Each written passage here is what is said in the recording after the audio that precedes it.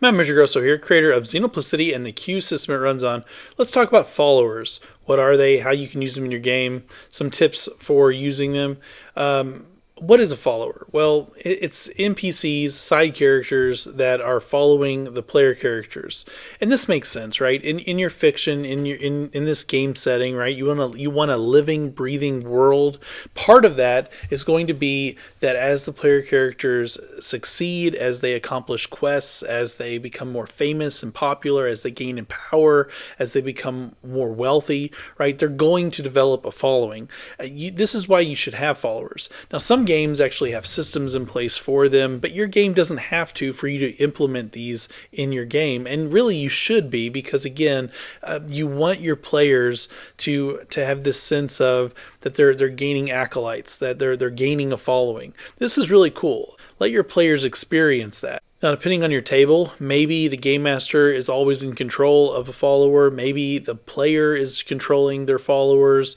It really depends on the group and what you guys agree to. I have found that letting players control their followers in most instances is fine and actually really good. And then the game master can step in and role play them if they're ever on screen with the player character at the same time. And that way you can role play off of someone else rather than just talking to yourself. And what I mean by it works out really good, and it's a really positive thing when a player does control their followers, is this. It's a great stepping stone to get a player to become a game master if they're able to role play a handful of side characters in addition to their primary character, their player character. I mean, because if you think about it, in most cases, a game master is only going to have to role play at most a handful of personalities at once, right? So if you give players practice at role playing not only their main character but also a couple or more of followers, in the game, then this is giving them practice at doing that, at switching between personalities. And if they get that skill set down, then they're going to have a much easier time becoming a game master at some point in the near future. So I think it's worthwhile to do that. But again, the game master should always reserve the right to take control of those side characters, those NPC followers, to make sure that they're being role played accordingly. And also just so you don't have situations where a player has having to talk to himself in the game from different perspectives. It just gets weird. There's just no reason for all that when the game master's there, and that way you can have players kind of bouncing off of each other. It's just a more engaging thing to do at the table. And they can take many forms. Maybe they're hired hands. Maybe it's an apprentice. Maybe it's goons or employees. Maybe it's a spouse or a best friend, a sidekick, right? Any number of ways that you can have a follower, right? Maybe it's an entourage of people in a social clique. It can be anything. And so in defining kind of what it is and who these people are, it's going to make a big difference in how you role play them and what they're capable of. When you're talking about NPC followers, what do you need to have as far as what makes them them? I'll tell you this, you do not need a stat block for an NPC follower. Don't waste your time with all that nonsense. What you need to have is a good description. Make sure that you understand what the NPC's name is. Make sure you understand what they look like, how they dress, and it's a really good idea to have a line of role-playing tips wrote down with this NPC. And so this is one sentence or less of descriptive words for how someone should role play this character in the fiction. And so no matter who is picking up this NPC to play them, if you have some tips wrote down for how to role play them, then you're going to find that person is always the same. They're consistent. They are who they are no matter who is controlling them. I found this to be a really useful tool. So I recommend you do that because, again, it can really help, especially if you have a lot of followers. Even if the game master is going to be game mastering all of them, that's a lot of people for him to keep track of if he's doing that for everyone at the table, plus other NPCs that are not followers. He also has to role play those. So having some role play tips to kind of just quickly jog his memory of who this particular NPC is a great thing. And again, it can help you as a player if you're the one role playing this person from time to time. It's worth doing. Also, take note of what the NPC's goals are, what their agenda is, what their wants or desires are. You don't have to make a big long list of this, but just something. Have something down for what this NPC wants, because there may come a time when what the player character is doing directly conflicts with what this follower wants or what their agenda is. And if that ever happens, then this is a great opportunity for role play, if not combat. I mean, sometimes followers may turn on you, right? But even if combat's not even on the table, it may still be an argument. It could still be a debate, and that's a great opportunity to role play a really passionate thing at your table. So, take advantage of that, right? Now, some other things that you want to make sure you take note of. Number one is the loyalty of the NPC. And what I mean by loyalty is some games have a mechanic for this, and they're what that more or less is the rating of like how loyal they are to you. I'm not talking about that. I mean, what's the loyalty based in? Is it love, right? Is this a spouse or a family member? Well, if so, they're probably willing to die for you, but they also might have very clear lines in the sand of things they just will not do, even for flesh and blood, even for a spouse. Or is this loyalty based on money, right? Is this an employee, a hired hand, right? If that's the case, then they're only going to be as loyal to you as the money you're paying them. But the benefit is that if you pay them enough, they'll probably do anything. That's just the way it is. Most people have a price, right? And so you pay people a lucrative amount, you'll get them to do crazy things. And you can always pay them a bonus to just do something, one more thing, one thing beyond that line, pay them more money and they may agree to do that. Is the loyalty based on compulsion, right?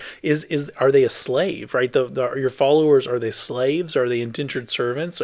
Maybe they don't have a choice, right? Their loyalty is only in so much as they don't want to get in trouble. They don't want to get punished for disobedience, right? Maybe it's a life debt. Maybe this is someone that owes you their life, and so they feel like a sense of duty and honor to serve you, or at least to follow you on some level. Maybe they maintain their freedom, but they're bound to kind of help you and serve you because they owe you their life. They wouldn't be here if it wasn't for you. And if that's the case, then again, that's just going to have its own little sense of how to role play that, as opposed to someone that's just a slave, right? Those are very different things, but that's worth knowing. You want to know that.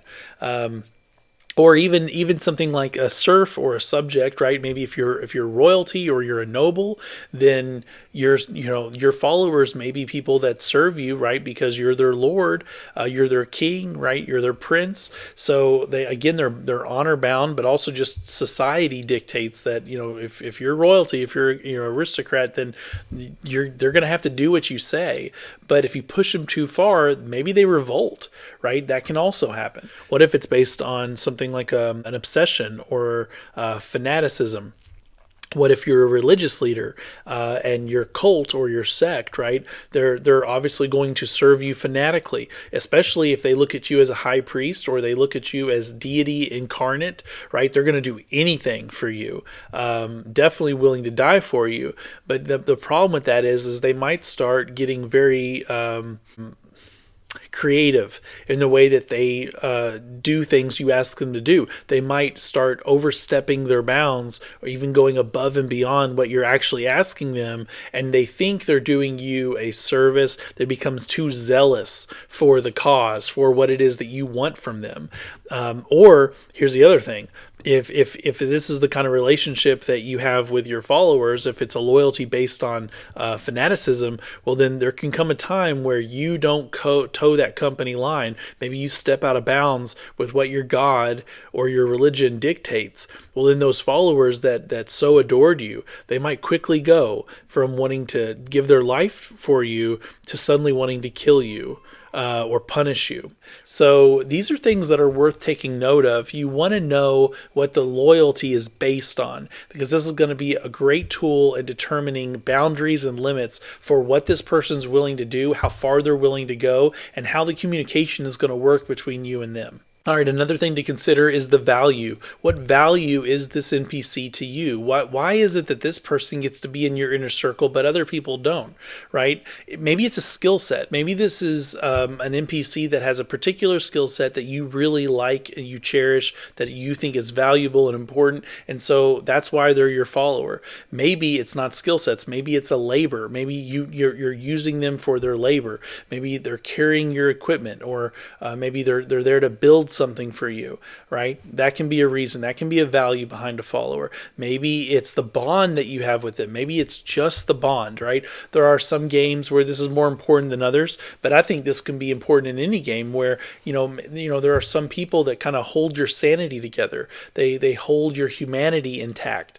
And so if something happens to them, you fall apart, right? And so this can be what the relationship is with you and them, especially true with a family member or a close friend or even a spouse, right? If something happens to them, like your life falls apart, and that would have to be role played out. And so is the value the bond that you have with them, and the way you cherish them and the role that they play in your life.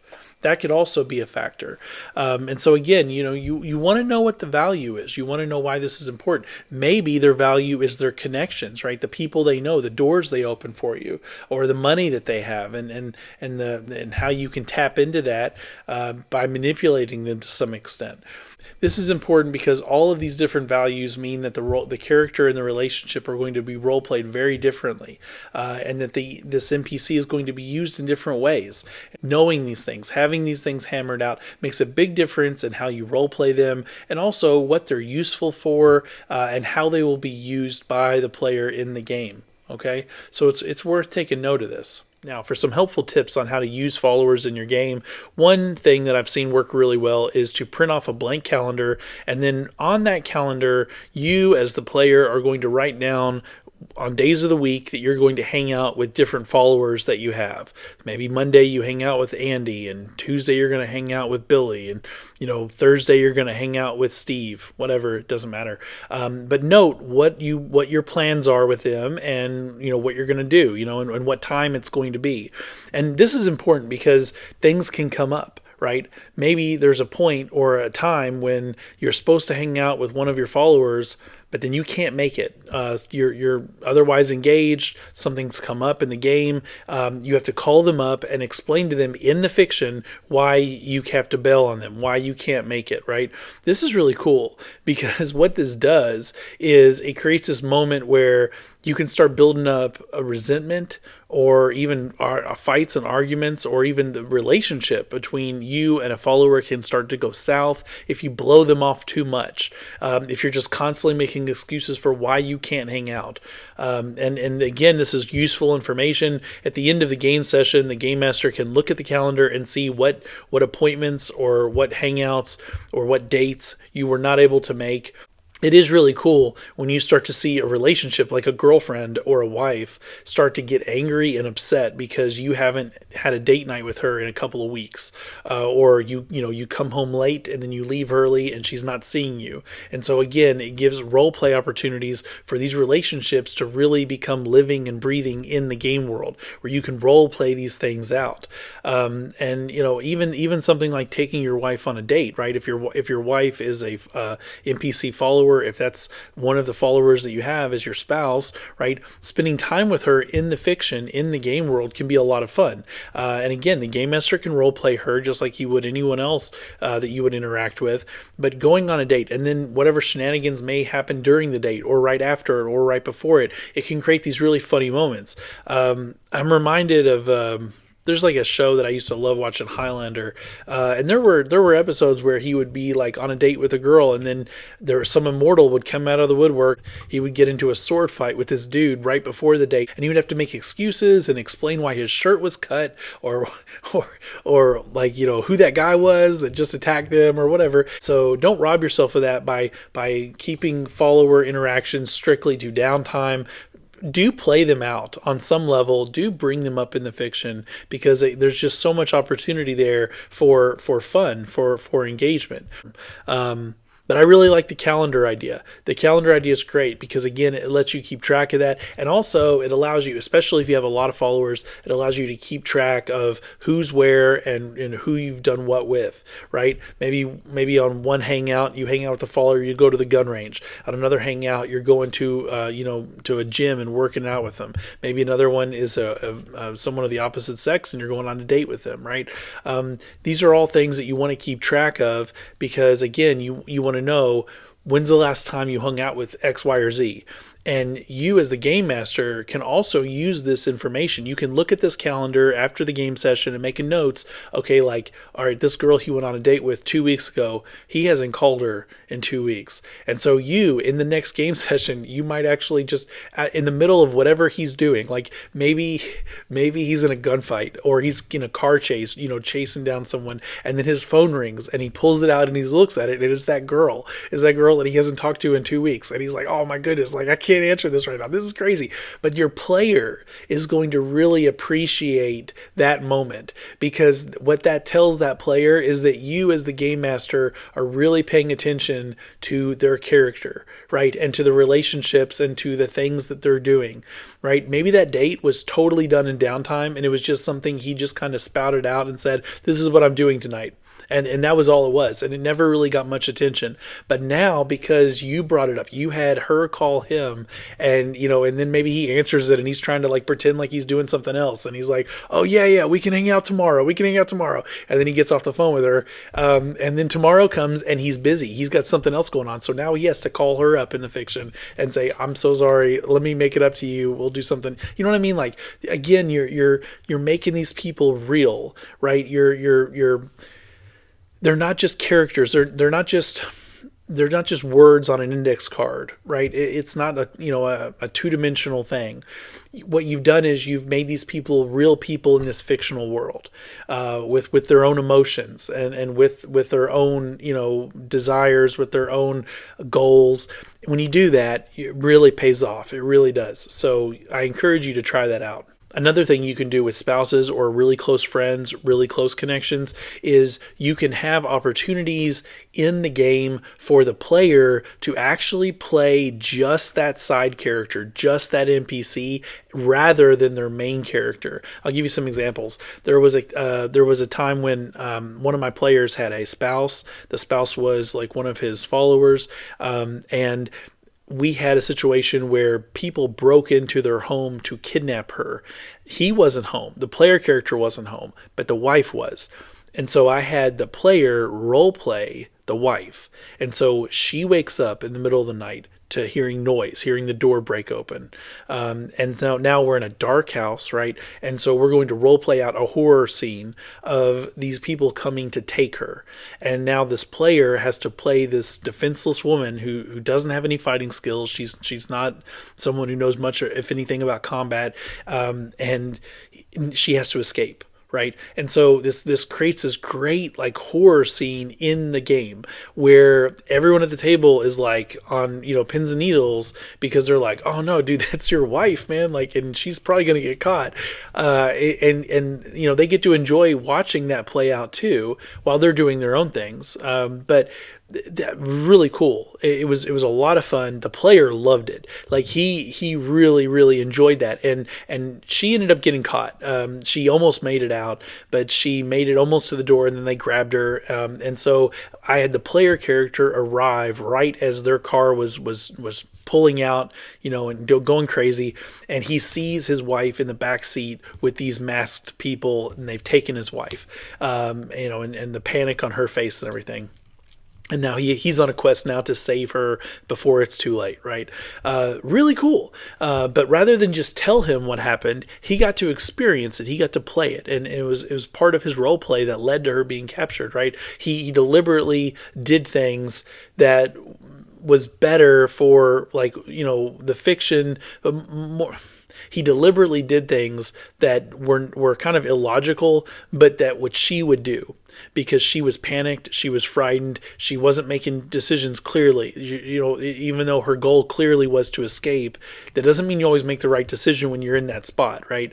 Adrenaline's pumping, and she kind of misthought about things, about like what she should do or how she should handle that. And so, like a classic horror movie, she made the wrong decision and she ended up getting captured. But the point is, like, it was a lot of fun. So that's just a great opportunity for you to do that. Another example would be if, let's say you have a character that has a spouse and then that character dies. Well, give that player an opportunity to role play the spouse at the player character's funeral, right? With the other player characters around there, they get to mourn the loss of their friend, their ally. They get to console the widowed woman who just lost her husband, right? But the player gets to experience that, right? He doesn't have to leave the room. He's not out of the game. He gets to experience it from his spouse's perspective, and he gets to role play her. That's powerful. That's really cool. And I things like that I really love. It's just, you kind of turn the game upside down. You're taking at it from a totally different angle. And the players enjoy things like this because in that kind of situation, especially if it's a long running game, but if you've had a character for a long time, and then they die, it is really cool to be able to experience their funeral and to role play that out, right? There's a sense of good storytelling there that can be played out. Not that you have to narrate it, right? It can be played out by you allowing that player to play their spouse, right? So they don't get to, it's not like they're being told what happened. They get to experience it and they get to have a say in it. And maybe even she steps up and even gives like the eulogy, right? So she gets to, the player actually gets to give some final words to his player character. It's kind of cool. I think things like that are kind of fascinating and fun. Not that you would do it every session, but I'm talking about in a long running campaign. If these characters have built up a lot of relationships and you've got a lot of time and effort built into them, and especially in games where maybe they've been very pivotal to whatever the overarching story or plot has been, then this can be a really cool way of sending them off. So good, cool thing to do there. Another example of getting a player to play a side character for a whole game session, I had a time where this player character, he had he was like a mob boss, or like a kind of like a higher up in like an organized crime kind of thing, and he had a lot of followers that were under him in various levels of power. And anyway, one of these characters made a really big blunder. He did something really terrible that was going to come back on the player character, which would have meant that the player character probably would have killed or severely disciplined the side character, the follower. And so we left off the game session with that big bad thing happening, right? I'm not going to go into specifics because it would take too long. But the following session, I had the player role play the side character that had made the mistake. That's in his goal was to fix it or somehow cover it up, get other people blamed for it, whatever he had to do. So the player character never found out the truth. And so it turned into this kind of like crazy, almost funny episode, session of this side character now taking like center stage. This person that really was kind of not well known by like the people at the table, but now he's become this pivotal character as he's trying to cover his butt. He's trying to make sure he doesn't get caught for what he did, or that he pins it on someone else. And so it just made this really great one-off game session where the tone was radically different, and yet it was still fun and engaging for everybody involved, right? Because he was pulling in other player characters to help with this, and it was fun. It was cool. It was different, right? But again, by the end of that game session, playing an entire game session of the follower of the side character, I mean, the depth that we had with this guy, that going forward, every time he made it on screen, if you want to look at it like that, everyone at the table was like, man, we love this guy, because he had that moment where he got to really shine with this person for a whole game session. And so for one game session, that side character became like a main character. That was cool. That was fun. And there was no changing to his stats. There was no, we didn't make him into a full character sheet. None of that nonsense. We just used what we had and we just role played it out. And again, it just makes the fiction so much stronger at the end of the day when these people that in the fictional world, when they really come to life. When you look at them as actual people in the fictional world, you're not looking at them like cardboard cutouts or just some info written on a piece of paper. And so this is where you want to get to if you want to have a really engaging, really immersive game at your table, regardless of your system. These are some I have found these to be some really good tips and tricks of the trade that can help with that. So anyway, guys, hope this helps. Hope this is beneficial. Let me know if I forgot anything or if you guys have any additional tips or suggestions for using followers and things like that. Put it in the comments below and have a great night.